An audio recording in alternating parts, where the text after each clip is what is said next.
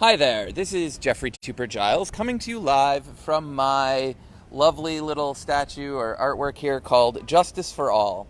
I was approached by Linda Canary about this project, and Karl Rinker and all of the general crew that made this happen for Barre, and I was so excited when they asked me to do it, because I'm not an artist, really. Like, I love to think that I am, and I love to play with paints and different medium, but when they asked me to do this, the first thought in my head was, I want to do something that includes everyone, or try to include as many people as I can. So, Justice for All was born.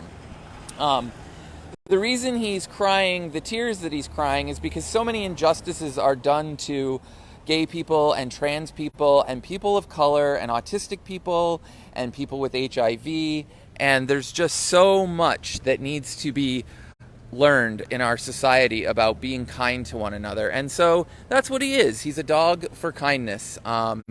He was my first experiment at trying to make him look real. I did cheat. I went out and bought the collar, even though I was supposed to mold everything. Oh, and I cheated and bought chain as well. But, it's still there. And I did make the dog tags myself and paint them myself. And the flag's a little cheatery too, but hey, it's art, right? And that's what art is. But I just really wanted the message of everyone being included, and I want people to understand that it's Pride Month, yay. And so just justice for all. Like, it doesn't mean us or them, it means everyone. Like, if it's not a pie, you don't get less because someone gets the same thing that you get. And so, frankly, I just think that the more people that are aware of just equality in general, the better we will be. And then Ed Rouse is the sponsor. Oh yes, Ed Rouse sponsored this. He basically let me have free reign. So here it is. He didn't give me too much instruction and said have fun with it, and so I did.